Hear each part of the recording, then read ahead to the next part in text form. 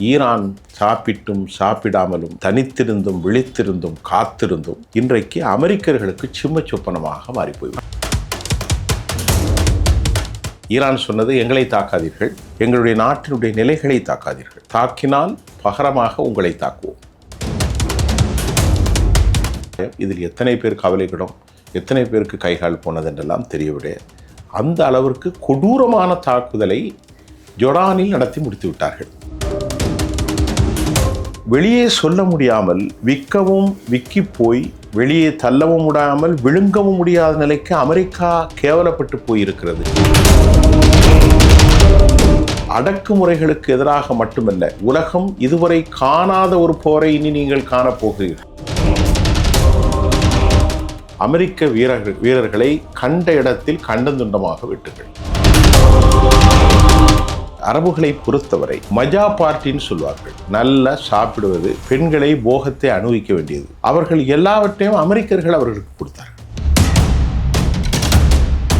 புதிய சிந்தனை நேயர்களுக்கு வணக்கம். இன்றைய சிறப்பு நேர்காணலில் நம்முடன் இருந்திருக்கும் சிறப்பு விருந்தினர், மூத்த பத்திரிகையாளர், உலக அரசியல் செய்தி பகுப்பாய்வாளர் திரு சுஃபியான் அவர்கள். சார் வணக்கம். வணக்கம் சார். எப்படி சார் இருக்கீங்க? நல்லா இருக்கேன். ஈரான் அமெரிக்கா போர் இன்னைக்கு உச்சத்தை தொற்றுன்னு சொல்லலாம். பல முறை என்னடா அப்படி எப்படா முடியும்னு எதிர்பார்த்த சமயத்தில் இன்னைக்கு வந்து கிட்டத்தட்ட ஜோர்டான்ல 20 ஃபிளைட்டுகள் அடிச்சு திம்சம் பண்ணியிருக்காங்க.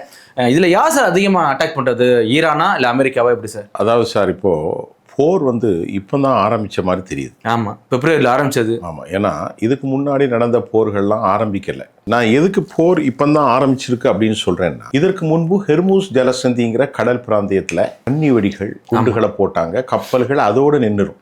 இப்போ நடக்கிற போர் என்னென்னா, ஈரானில் ஒரு 7 பாலங்கள், ஈரானுடைய கேன்சர் மருத்துவமனை, ஈரானுடைய ஃபோர்ட் அதாவது துறைமுகங்கள், ஈரானுடைய மக்கள் பயன்படுத்தக்கூடிய குடிநீர் நிலைகள், இதன் மூலம் 10,000 பேருக்கு தண்ணீர் இல்லை.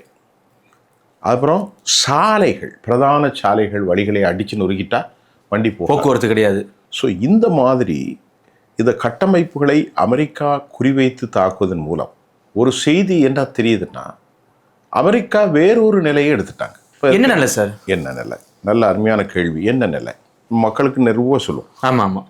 அமெரிக்கா வந்து ஒரு ஒப்பந்தத்தை போட்டதை நம்ம இங்கேயே பேசியிருக்கோம். ஆமாம்.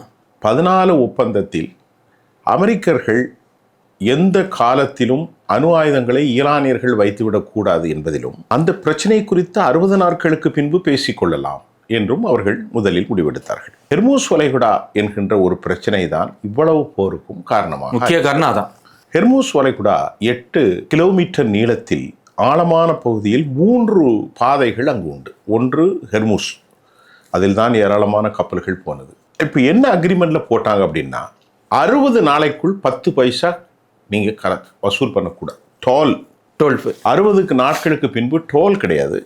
சர்வீஸ் ஓரியன்டாக அதை சார்புடைய ஒரு பணத்தை நீங்கள் பண்ணலாம் என்று தான் சமாதானம் வந்தது. ஈரானின் சார்பில் சொல்லப்படுகிறது, நாங்கள் எந்த பைசாவும் வசூல் செய்யலை. அமெரிக்கா என்ன செய்தார்கள், திடீரென இந்த ஒப்பந்தம் நடந்து கொண்டிருக்கிற போதே அமெரிக்கா சார்பிலும் இஸ்ரேலில் சார்பிலும் இது முழுமையாக ஈரானுக்கு சார்பாக போய்விட்டது என்று சொல்லப்பட்டது. ஸோ அதனால தான் அட்டாக். அப்படி சார்? ஆமாம், ஈரான் வந்து 28 லட்சம் கோடி கொடுக்குறாங்க அமெரிக்கர்கள். 28 லட்சம் கோடி, $300 பில்லியன். ஈரானுடைய பணத்தை விடுவிப்பது, அணு ஆயுதங்களை அப்புறம் பேசுவது, ஹெர்மூஸில் அவர்கள் சர்வீஸ் சார்ஜி செய்து கொள்ளலாம், ஹிஸ்புல்லாக்கள் தாக்குதலிலிருந்து இஸ்ரேல் வெளிப்பட வேண்டும், இப்படி ஏராளமான கோரிக்கைகள் நிறைவேற்றப்பட்ட பின்பு அமெரிக்காவில் லின்சே கிரஹம் என்று ஒருத்தர் இறந்து போனார். அவர் கூட அமெரிக்கா தனது சுயாதீனமான கட்டுப்பாடுகளை ஈரானிடத்தில் விட்டு கொடுத்து விட்டது என்றும், ஈரானுக்கும் இஸ்ரேலுக்கும் மோதல் வந்து இந்த பிரச்சனை சமாதானமாக முடிந்துவிடும் என்ற அக்ரிமெண்ட் கையெழுத்தாச்சு. டிஜிட்டலைசேஷன், அதாவது அமெரிக்க அதிபர் டொனால்ட் ட்ரம்ப் கையெழுத்திட, இங்கே மசூத் பெசஸ்கியான் கையெழுத்திட விவகாரம் முடித்தது. திடீரென என்ன பிரச்சனை என்று கேட்டால் பலர் சொல்கிறார்கள், அமெரிக்கா உடைய அதாவது கப்பல்கள் 3 கப்பல்களை ஈரானியர்கள் தாக்கினால்தான். ஆனால் ஈரானியர்கள் சொல்கிறார்கள், நாங்கள் தாக்கவில்லை, ஆனால் நாங்கள் தாக்கினோம். அக்ரிமெண்ட்டில் பிரதானமான மத்திய வழிப்பகுதியில் தான் கப்பல்கள் போக வேண்டும் என்று சொல்லப்பட்டிருக்கிறது. ஆனால் நாங்கள் காசை வசூல் செய்யவில்லை. ஆனால் அமெரிக்கா ஓமனை தனியாக பிரித்து அங்கே ஒரு வழியை ஏற்படுத்தி அந்த வழி வழியாக கப்பல்கள் போக ஆரம்பித்தது. அதை நாங்கள் ஒருபோதும் அனுமதிக்க மாட்டோம். அதை நாங்கள் ஒருபோதும் அனுமதிக்கப் போவதில்லை. அதை நாங்கள் ஒருபோதும் அனுமதிக்கப் போவதில்லை. இவ்வளவு பிரச்சனைகளுக்கும் காரணம் அமெரிக்கர்கள் தான். நாங்கள் சொல்லி சொல்லி பார்த்தோம், கேட்கவில்லை, தாக்குதல் நடத்தினோம். தாக்குதல் நடத்திய போதும் பெரிய அளவில் விளைவுகள் வரவில்லை, ஆட்கள் எல்லாம் மரணிக்கவில்லை. அந்த கப்பலின் பின்புறமாக ஒரு சிறிய துவாரம் வந்தது, அதோடு சரி. உண்மையிலேயே அமெரிக்கர்களுக்கு இந்த சமாதான ஒப்பந்தத்தில் ஒரு விருப்பம் இருந்திருந்தால், நீங்கள் இப்படி தாக்கியது தப்பு, ஒப்பந்தத்தை நடைமுறைப்படுத்தணும், அடுத்த முறை இப்படி நடந்துவிடக்கூடாது என்று ஏதாவது ஒன்று பேசியிருக்கலாம். கண்டிப்பாக. ஆனால் அமெரிக்கா ஒப்பந்தத்தில் கையெழுத்திட்ட பிறகு அதற்கு பிறகு லேட்டாக யோசனை போட்டு இந்த ஒப்பந்தத்தை சீர்குலைக்கும் நடவடிக்கையாக தாக்குதலுக்கு பதில் வாங்க ஈரானை தாக்க, ஈரான் திருப்பி தாக்க, இப்போது நிலைமை கண்ணுக்கட்டிய தூரம் வரை சமாதானத்துக்கான எல்லை கோடுகள் இல்லையோ என்று எண்கின்ற அளவிற்கு ஒரு மோசமான நிலை அடைந்துள்ளது. இல்லை, இனிமே சமாதான பேச்சுக்கு இடம் இல்லையா? அப்படி சார், சமாதான பேச்சுக்களுக்கு இடமில்லை என்று சொன்னால், நீங்கள் ஆரம்பத்தில் சொன்னதை போன்று 20க்கு மேற்பட்ட விமானங்கள் ஜொர்டானில் எரிந்துவிட்டது. ஆமாம், அமெரிக்க விமானங்கள் ஜொர்டானில். இப்போ என்னன்னா பிரச்சனை, அமெரிக்க தளங்கள் இருக்கு பாருங்க, அது மொத்தம் 13லிருந்து 15 தளங்கள் இருக்கு. அதாவது இராணுவ தளங்கள், விமான தளங்கள். சவுதி அரேபியா, யுனைடெட் அரபு எமிரேட்ஸ், பஹ்ரைன், குவைத், ஓமன், கத்தர், Egypt, Syria, Dubai, Iraq. Dubai தான் UAE, அபுதாபி. இவ்வளவு இடங்களிலும் அமெரிக்காவினுடைய தளங்கள் இருக்கிறது. இப்போ சென்னையில் ஒரு தளம் இருக்கிறது என்றால், சென்னையில் ஒன்று மட்டுமல்ல, தளம் ஒன்று இருக்கும், அதன் துணை தளங்கள், குடோன்கள் இந்த ஏரியாவில் ஒன்று இருக்கும், ஒரு 2 கிலோமீட்டர் தள்ளி இருக்கும், திருச்சியில் ஒன்று இருக்கும். அப்படி பார்க்கின்ற போது 228 நிலைகள் இருக்கிறது அமெரிக்காவுக்கு. இதற்கு மொத்தம் 700 லட்சம் கோடி. எத்தனை லட்சம் கோடி? 700 லட்சம். 700 லட்சம். ஆமாம், 700 லட்சம் கோடியை செலவு பண்ணி யாரும் வராமல் இதை வைத்து கொண்டே அமெரிக்கா உலகத்தை மிரட்டியது. யாரும் கிட்ட போக மாட்டான்ல. ஆமாம். இப்படி போட்டதுக்கு பணத்தை அமெரிக்கா கையிலிருந்து கொடுக்கவில்லை, மாறாக அந்த நாட்டில் இருக்கக்கூடிய அரபு நாடுகளில் எண்ணெய் வளங்களை காவு கொண்டு தனது ஆயுதங்களையும் கப்பல்களின் மூலமாக ஏர்கிராஃப்டையும் விற்பனை செய்து, உங்களுக்கு நாங்கள் பாதுகாப்பு தருகிறோம், டெக்னாலஜி தருகிறோம் என்று சொல்லி கிட்டத்தட்ட 77 ஆண்டுகளாக 1940களுக்கு பின்பு 70களில் பெட்ரோ டாலர் என்ற ஒரு புதிய நடைமுறை உருவாக்கி அனைவரும் அமெரிக்க நண்பர்களாக மாற்றிக்கொண்டார்கள். ஒரு உதாரணத்திற்கு இஸ்ரேல் அமெரிக்காவின் நண்பன், UAE நீங்கள் சொன்ன துபாய், அபுதாபி, அதே போன்று Bahrain, Kuwait, Oman, Saudi Arabia, கத்தர், துருக்கி, இந்த பக்கம் பார்த்தீங்கன்னா ஈராக்கு, சிரியா, எல்லா நாடும் அமெரிக்காவின் நண்பர்கள். ஒரே ஒரு நாட்டை தவிர, ஈரான் தவிர. ஈரான் சீனாவோடும் வடகொரியாவோடும் ரஷ்யாவோடும் நெருக்கம். 1979 IRGC Islamic revolutionary guards and caps மூலமாக ஏற்பட்ட இஸ்லாமிய புரட்சிக்கு பின்பு ஈரானில் எந்த பொருளையும் எங்கேயும் விற்கக்கூடாது, ஈரானுடைய பணங்கள் டிரான்சாக்ஷன் உலக வர்த்தக சந்தைக்கு வரக்கூடாது என்று பெரும் தடைகளை போட்டு இருக்கின்ற போது, இந்த 47 ஆண்டுகளாக ஈரான் சாப்பிட்டும் சாப்பிடாமலும் தனித்திருந்தும் விழித்திருந்தும் காத்திருந்தும் இன்றைக்கு அமெரிக்கர்களுக்கு சிம்ம சொப்பனமாக மாறிப்போய்விட்டார். பார்த்துக்கலாம் அந்த அளவுக்கு. அமெரிக்காவினுடைய விமானங்களை தகர்க்கக்கூடிய அளவிற்கும், அமெரிக்கானுடைய ஏர்கிராஃப்ட்ஸ்களை துல்லியமாக பார்க்கும் ரெடார் கருவிகள், அமெரிக்காவினுடைய வான் பாதுகாப்பு சாதனங்கள், தாட் சிஸ்டம், பெட்ரியாட் சிஸ்டத்தை தகர்க்கக்கூடிய அளவிற்கு ஏராளமான பலிஸ்டிக்ஸ் ஏவுகணைகளையும் ஹைப்பர்சோனிக் ஏவுகணைகளையும் அதே போன்று குரூஸ் ஏவுகணைகளையும் தயாரித்து உலகத்தை ஸ்தம்பிக்க வைத்து, இப்போது அமெரிக்கா நமக்கு தேவை இல்லையோ என்று மற்ற நாடுகள் என்கின்ற அளவிற்கு இன்னைக்கு களச்சூழல் உருவாயிட்டு திருப்பி அடிக்கிறான் ஈரான். இப்போ அடிக்கிற நிலையில் நேற்று பாருங்க, குவைத்து மொத்தமாக காலி செய்து விட்டார்கள். குவைத்து யாரு? முதலில் இவர்கள் ஈரானை தாக்கினார்கள். நான் சொன்னேன், ஈரான் சொன்னது, எங்களை தாக்காதீர்கள், எங்களுடைய நாட்டினுடைய நிலைகளை தாக்காதீர்கள், தாக்கினால் பகரமாக உங்களை தாக்குவோம் என்று சொல்லி குவைத், பஹ்ரைன், ஓமன், எல்லா இடங்களிலும் உள்ள ஜொர்டான் உட்பட அனைத்து இடங்களிலும் உள்ள அமெரிக்காவினுடைய தளங்கள் முற்றிலுமாக அழிந்திருக்கிறது. முதல்ல டோட்டல் சார் அப்படி அழிந்துட்டு குவைத்தில் என்னத்தை அடிச்சிருக்காங்கன்னா, குவைத்தில் இருக்கக்கூடிய அமெரிக்காவினுடைய ரெடார் சிஸ்டம், குவைத்தில் இருக்கக்கூடிய அமெரிக்காவினுடைய டேங்கர்கள் என்னென்னலாம் உண்டோ அதை முடிச்சிட்டாங்க. இராணுவ தளங்களில் பெரும்பாலும் இருக்குது. அதே மாதிரி பஹ்ரைனில் இருக்கக்கூடிய கடற்படை தளங்கள், ஓமனில் இருக்கும் அமெரிக்காவினுடைய எண்ணெய்களை ரீஃபில்லிங் செய்யக்கூடிய இடம், எல்லாவற்றை விட மிக முக்கியமாக சொல்லப்படுவது ஜொர்டானில் இருக்கும் அமெரிக்காவினுடைய எஃப் சீரியஸ். அமெரிக்கா உலகத்தை மிரட்டுவதற்கு எஃப் சீரியஸில் F-15, F-16 eagle, F-18, F-22 raptor, F-35 stealth விமானங்கள், இது எல்லாமே எங்கே நிறுத்தி வச்சுருக்காங்கன்னா ஜொர்டானில் தான்.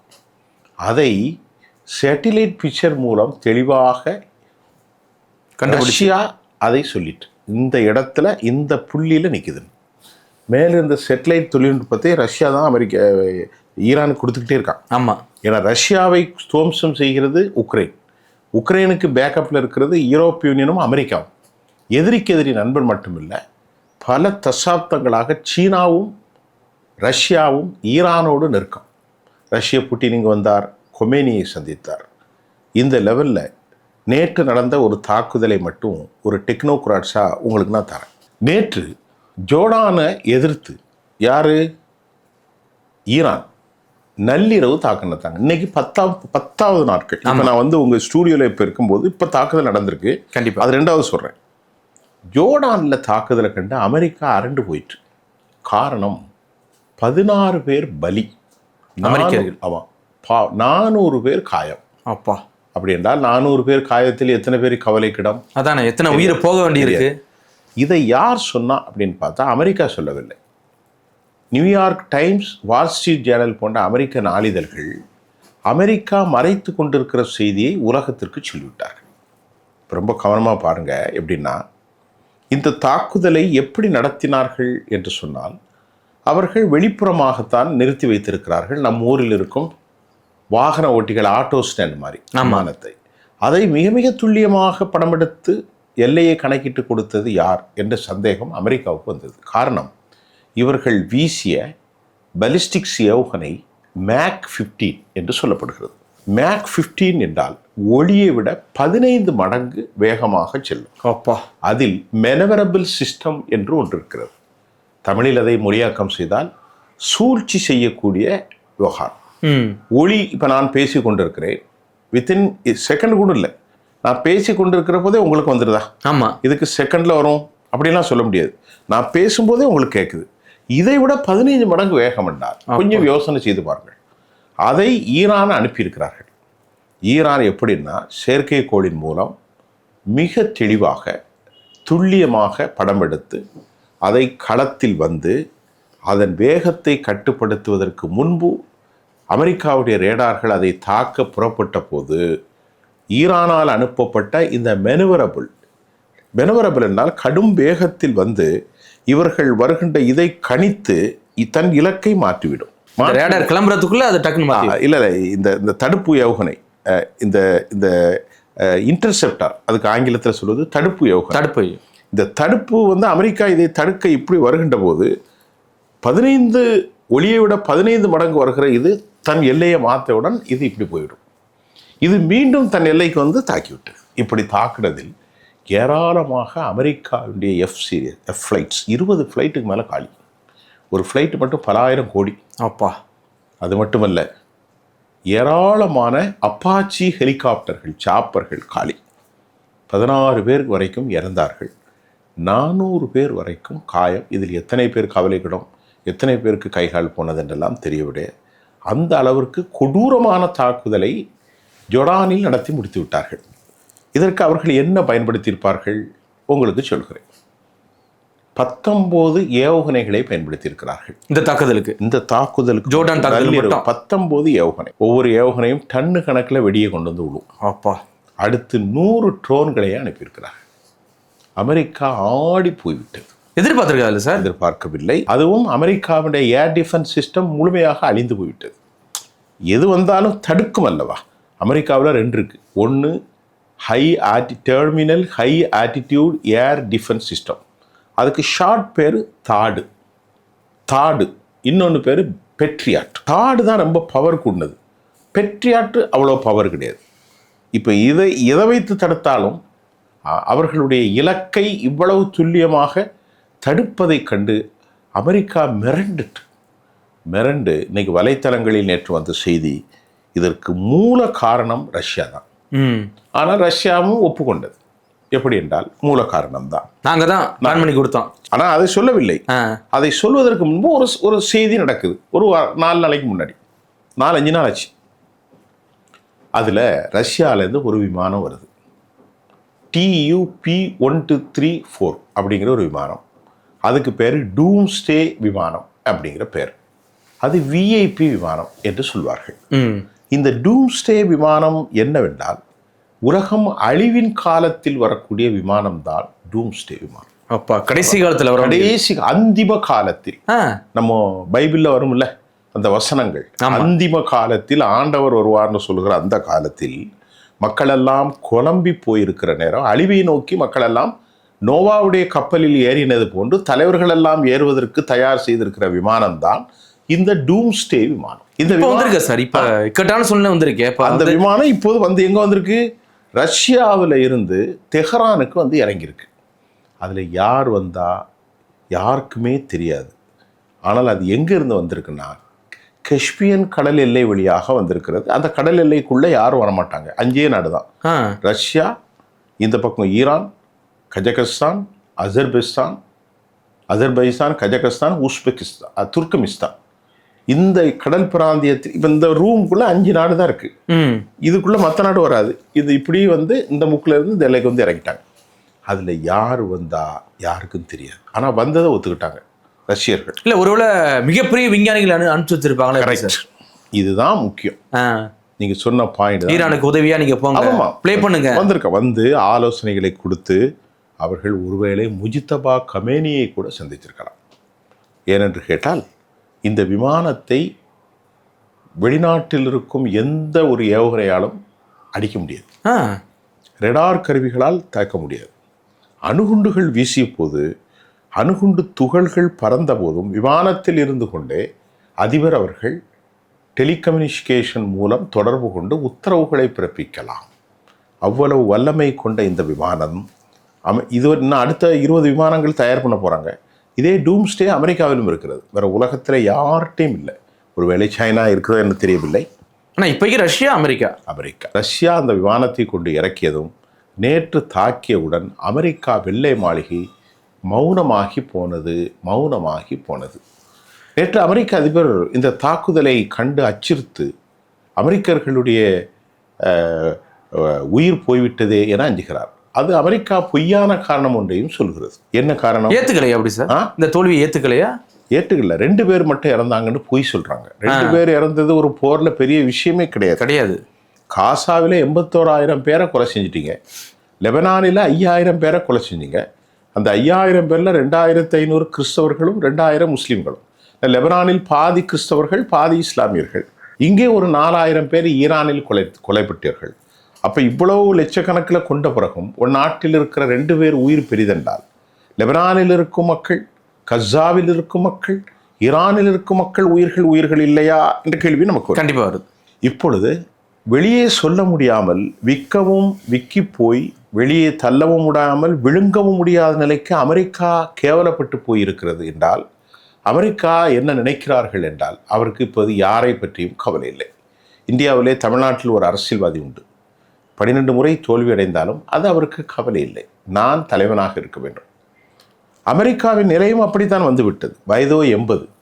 இனி அவருடைய வாழ்க்கையில் ஒருபோதும் அமெரிக்க பிரசிடெண்டாக ஆக முடியாது. அதுதான் உண்மை. ஆமாம், உண்மைதான். 2 முறைக்கு மேல் வர முடியாது. இப்பொழுது அவர் அமெரிக்க வரலாற்றில் தோல்வி கண்ட ஒரு ஜனாதிபதியாக கருப்பு வரலாற்றை பதித்து விட்டு சென்றான் டொனால்ட் ட்ரம்ப் என்று வந்துவிடக்கூடாது. ஆகவே அமெரிக்கர்கள் பார்க்காமையா இருப்பாங்க. ஆனாலும் அவர் முயலுகிறார். ரதகஜ துரஜாதிபதிகளை வைத்துக்கொண்டு, யானைப்படை, குதிரைப்படை, காலாட்படை, கப்பற்படைன்னு சொல்வார்கள். அதுதான் ரத கஜ துரஜாதிபதிகள். இந்த 3. ஆமாம். ரதம் என்றால் என்ன படை? தேர்ப்படை. கஜப்படைகள் என்றால் யானைப்படை. துரஜாதிபதிகள் என்றால் காலாட்படைகள். எல்லா படைகளும் இப்பொழுது இருக்கிறது. எதை போட்டாலும் ஈரானியர்கள் அடங்குவதாக தெரியவில்லை. இதற்கிடையில் உச்சபட்ச தலைவர் ஒரு கோரிக்கை வைத்திருக்கிறார். முஜித்தபா கமேனி அவர் சொல்கிறார், இல்லை அவர் உடல்நிலை சரியில்லை அப்படின்னு சொன்னாங்க சார், உண்மைதானா எப்படி சார்? அது சில இருக்கலாம், அதெல்லாம் உண்மை பொய்கள் பலதையும் கிளப்பி விடுவாங்க. அவர் பேசினாதானே தெரியும். ஆமாம், அவர் எங்கே இருக்காருன்னு யாருக்கும் தெரியாது. அவர் ஓலைகளை எழுதி கொடுத்து விடுகிறார், சங்க காலத்தை போன்று பறவைகளின் மூலம் எழுதுகிறார் என்றெல்லாம் கதை கதையாக வந்து கொண்டிருக்கிறது. உச்சபட்ச தலைவர் முஜித்தபா கமேனி எப்போது வருவார் என்பது தெரியாது. ஆனால் அவருடைய அறிக்கை வெளியாகி இருக்கிறது. அறிக்கையை பொறுப்புள்ள அரசாங்கம் அந்த நாட்டினுடைய டெலிவிஷன் வெளியிட்டிருக்கிறார்கள். அந்த அறிக்கையில் அவர் சொல்கிறார், ஈரானிய மக்கள் ஒருபோதும் பிளவுபட்டு விடக்கூடாது என்றும், அமெரிக்காவினுடைய அடக்குமுறைகளுக்கும் அமெரிக்காவினுடைய உச்சபட்ச தாக்குதல்களை கண்டும் தமது மக்களோ தமது தேசமோ ஒருபோதும் தலைவணங்காது என்றும், மரணம் வரை எதிர்த்து போராடுவோம் என்று குறிப்பிட்ட ஈரானின் உச்ச தலைவர் முஜித்தபா கமேனி அதனைத் தொடர்ந்து இன்னொரு விஷயத்தையும் சொல்கிறார். என்ன சொல்கிறார் அப்படின்னு பார்க்கிற போது அவர் ரொம்ப தெளிவாக சொல்கிறார், அடக்குமுறைகளுக்கு எதிராக மட்டுமல்ல, உலகம் இதுவரை காணாத ஒரு போரை இனி நீங்கள் காணப்போகிறீர்கள். அது ரொம்ப முக்கியமான வாசல்ல. உலகம் இதுவரை காணாத போரை நீங்கள் காணப்போகிறீர்கள் என்று. உலகம் இதுவரை காணாத போர்னா 3ஆம் உலக போரை எப்படி தெரியல. இறைவன் உதவியால் நாங்கள் வெற்றி வருவோம் என்றும் அவர் சொல்லி முடித்தவுடன் இஸ்ரேலுடைய ஜனாதிபதி சொல்கிறார், பிரதமர், எங்களை கை வைத்தால் உலகம் காணாத ஒரு போரை நாங்கள் செய்வோம்.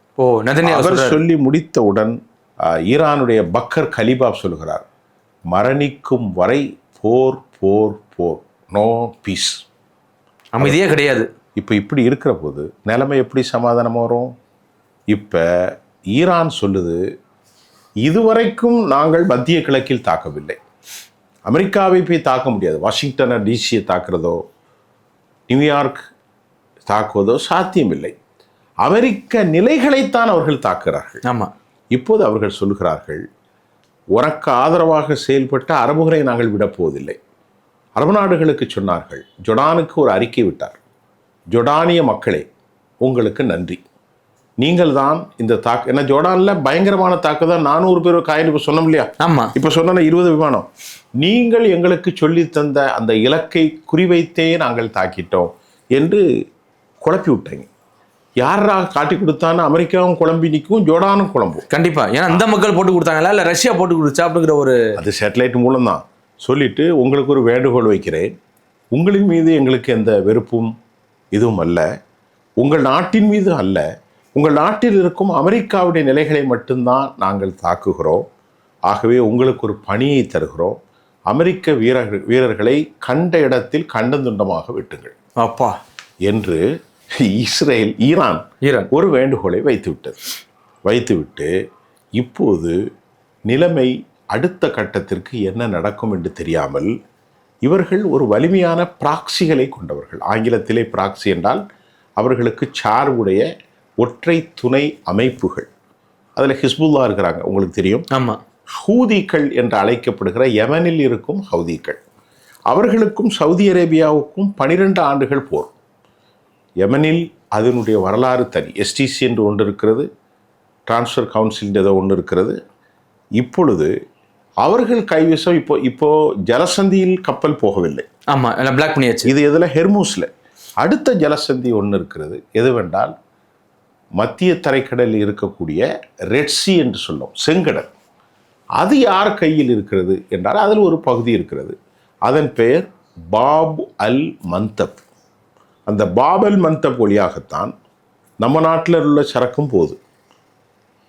குறிப்பாக சொல்லப்போனால் சவுதி அரேபியாவுடைய வர்த்தகங்களே அதில் தான் நடக்கு. இப்போ என்ன சொல்கிறாங்க, ஈரானுடைய ப்ராக்சிகளான ஈரானுக்கு வேலை பார்ப்பவர்கள் தான் ஹவுதிகள். எங்கள் தலைவரின் உத்தரவுக்காக நாங்கள் காத்திருக்கிறோம், இப்பொழுது கதவடைப்பு செய்ய போகிறோம், ஒரு கப்பல் இனி மோனம் உள்ளே போகாது அப்படின்னு அறிக்கை விட்டாங்க. இன்றைக்கி கதவடைப்பும் செஞ்சிட்டாங்க. இதனால் ஒரு பக்கம் ஆயிலும் போகாது, ஒரு பக்கம் வணிகமும் போகாது. இதனுடைய ஒட்டுமொத்த பெர்சன்டேஜ் கணக்கை பார்த்திங்கன்னா 35 விழுக்காடு, 35%.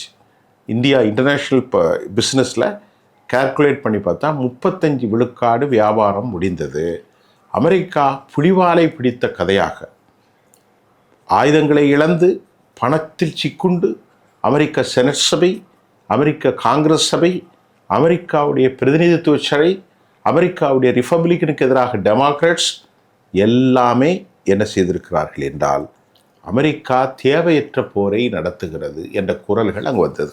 கண்டிப்பாக. விளைவாக அமெரிக்கர்களுடைய இராணுவ வீரர்கள் பெரும்பாலும் இஸ்ரேலுக்காக நாம் ஏன் உயிர் கொடுத்து சாக வேண்டும், தேவையில்லை என்று அவர்கள் கூறுகிறார்களாம். அந்த செய்தியை நியூயார்க் டைம்ஸும் மறுபடி வால் ஸ்ட்ரீட் ஜேர்னலும் சோடி காட்டுகிறது. இப்போது அமெரிக்க அதிபருக்கு இருக்கக்கூடிய சாய்ஸ் வேறு ஒன்றுமில்லை, ஈரான் சாய்ந்ததாக தெரியவில்லை. ஏனென்று சொன்னால் ஈரானில் ஒரு கருத்தை நான் இங்கே உங்களுக்கு வைக்கிறேன்.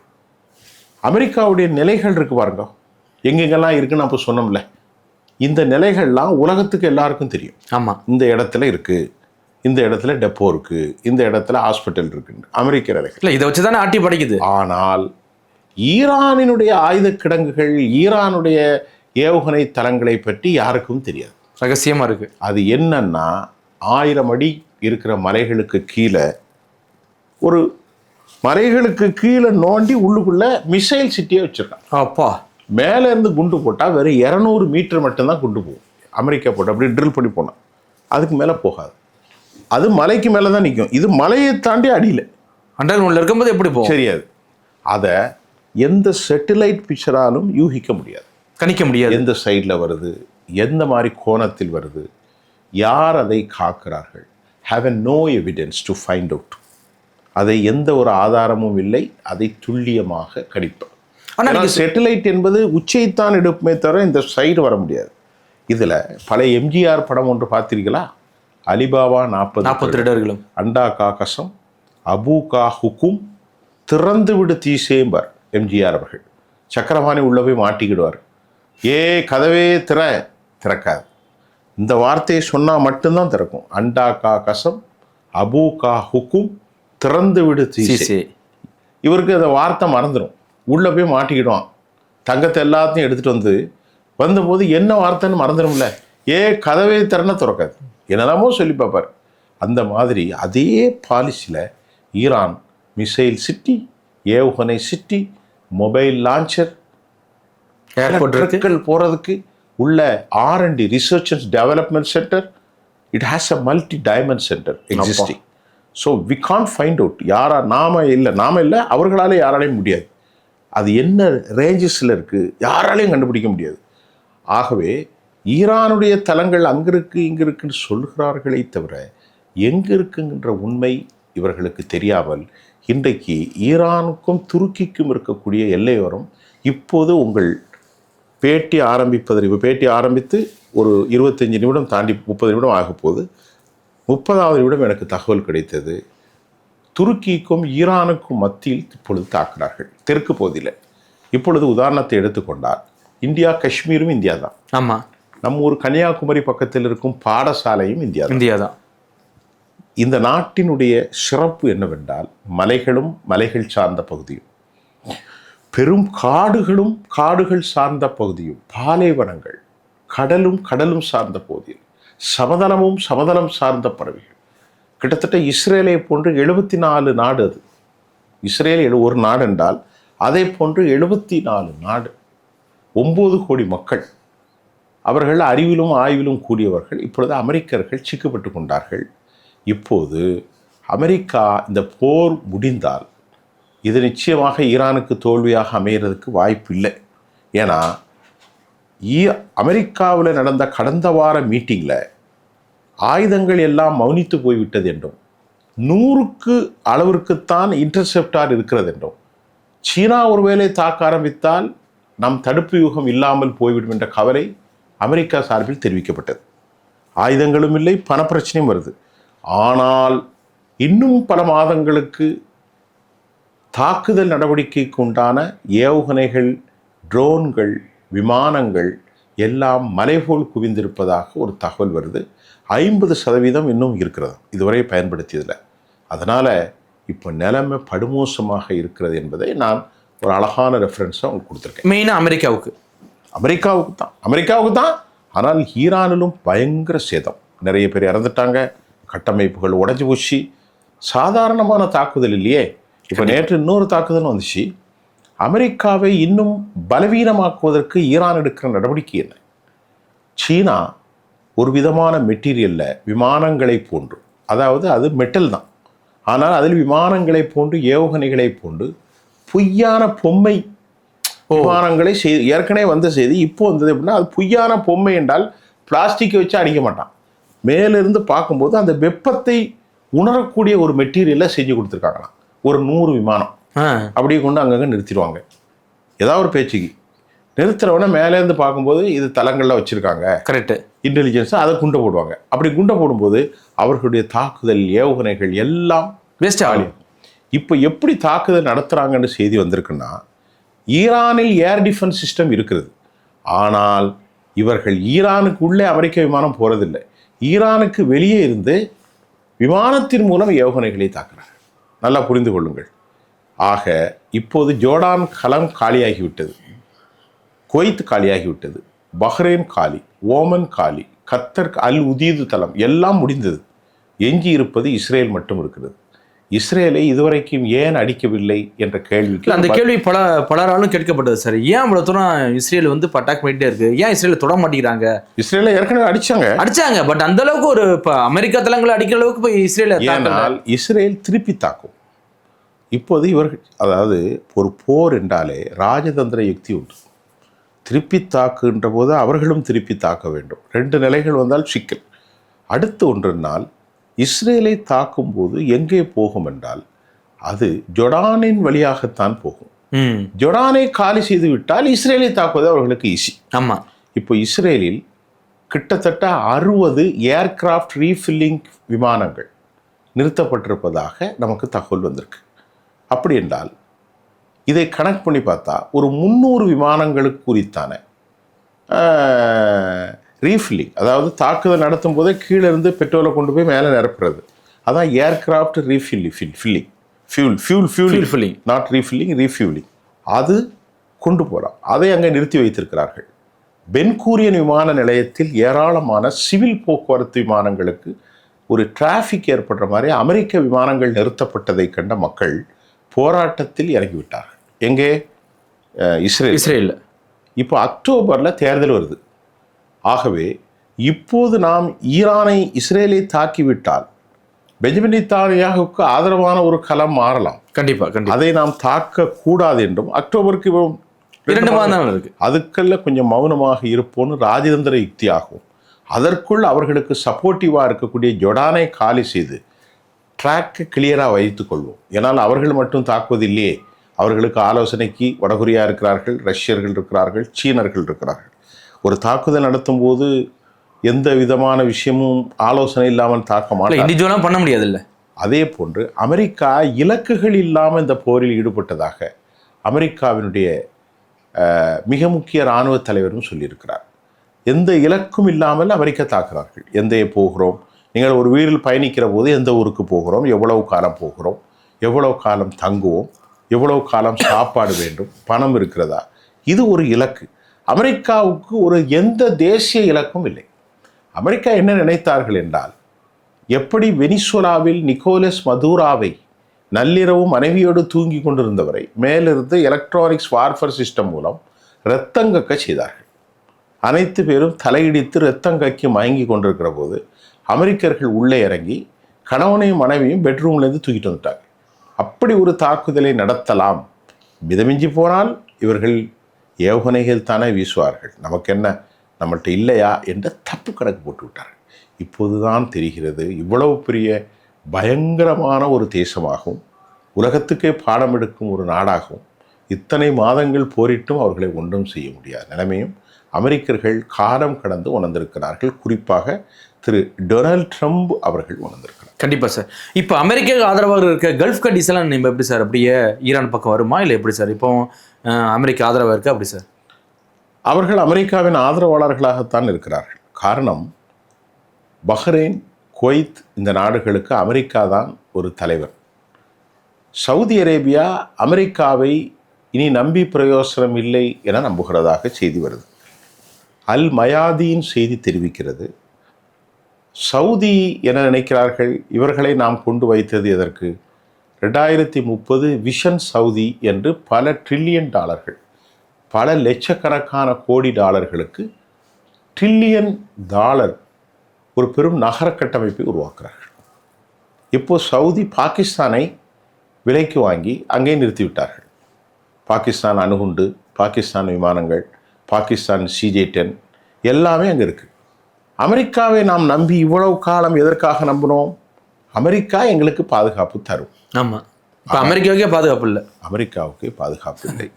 ஆகவே அமெரிக்கா என்ன நினைக்கிறது? வெறும் பணத்தை நாம் இவ்வளவு கோடிக்கணக்கில் கொடுக்க வேண்டாம், அடுத்து நாமும் புதிய வல்லரசாக உருவாகுவோம் என்று இப்பொழுது ஒரு வாரத்திற்கு முன்பு 4 நாளைக்கு முன்பு ஒரு செய்தி வருது. லண்டன் பிபிசியில் வந்தது செய்தி. ட்ரோன்களை வாங்கி மலை போல் குவிக்கிறார்கள். யாரு? சவுதி. எங்கிருந்து வாங்குகிறார்கள் என்று பார்த்தால் தைவானிலிருந்தும் இன்னும் பல நாடுகளிலிருந்தும் விலை குறைவாக மலை போல் குவித்து கொண்டிருக்கிறார்கள் என்ற செய்தி வந்திருக்கிறது. ஒருவேளை அவர்களை பொறுத்தவரை, அரபுகளை பொறுத்தவரை மஜா பார்ட்டின்னு சொல்வார்கள். நல்லா சாப்பிடுவது, பெண்களை போகத்தை அனுபவிக்க வேண்டியது. அவர்கள் எல்லாவற்றையும் அமெரிக்கர்கள் அவர்களுக்கு கொடுத்தார்கள். எல்லாவற்றையும் அமெரிக்கர்கள் கொடுத்தார், சப்ளை செஞ்சாங்க. சரி, அந்த நாட்டில் இவர்களுக்கென்றே ஒரு பூலோக சொர்க்கத்தை கட்டி வைத்திருக்கிறார். ஏனால் செல்வம் குளிக்கின்றது. அந்த ஷேக்கிட்டத்தில் அமெரிக்கர்கள் சொன்னார்கள், ஷேக்குகளே கவலைப்படாதீர்கள், தூங்குங்கள். பூலோகத்தில் உங்களுக்கு என்ன வேணும்? நம்ம படத்தில் வசம் பேசணும். உங்களுக்கு பூலோகத்தில் என்ன வேணும்? மகளிர் வேண்டுமா, மது வேண்டுமா, மஞ்சம் வேண்டுமா? கவலைப்படாதீர்கள் சொல்லுவோம் இல்லையா? ஆமாம். அதே போன்று எல்லாவற்றையும் அமெரிக்கர்கள் கொடுத்தார்கள். ஆயுதத்தை கொடுத்தார்கள், பெண்களை கொடுத்தார்கள், சுகபோகத்தை கொடுத்தார்கள், கல்வியை கொடுத்தார்கள், அமெரிக்காவுடைய இன்ஸ்டிடியூஷனை கொடுத்தார்கள், சுத்தி கப்பலை கொண்டு நிறுத்தினார்கள். இவர்களுக்கு என்ன பயம் என்றால், இவர்களுக்கு இஸ்லாமிய ஆட்சி செய்தால் தேர்தல் வைக்க வேண்டும். இஸ்லாமிய ஆட்சி அவர்கள் செய்யவில்லை, மாறாக மன்னராட்சியை கொண்டு வந்து பல 100 கோடி தலைமுறைகளுக்கு கோடிக்கணக்கில் 1000 லட்சம் கோடியை சேர்த்து வைத்து இப்போதுதான் அவர்கள் விலை பிதுங்கி பார்க்கிறார்கள். ஆஹா, துப்பாக்கியே பிடிக்க தெரியாமல் ஆகிவிட்டோமே அமெரிக்கர்களை நம்பி என்று இப்போதுதான் தூக்கத்தில் எழும்பி கண்ணை இப்படியே திறந்து கொண்டு இப்படி நிற்கிறார்கள். இதுதான் நீங்கள் கேட்ட கேள்விக்கு பதில். இனி அதற்கு சில காலங்களாகும், 50 ஆண்டுகள் 30 ஆண்டுகள் ஆகலாம். ஆனால் ஈரான் உலகினிருந்து தவிர்க்க முடியாத ஒரு இன்எவிட்டபிள் ஃபோர்ஸ், தவிர்க்க முடியாத ஒரு மாபெரும் சக்தியாக மாறிப்போய் இருக்கிறது என்பதுதான் உண்மை. கண்டிப்பாக சார், பொறுத்திருந்து பார்க்கலாம். மிக்க நன்றி சார். நன்றி.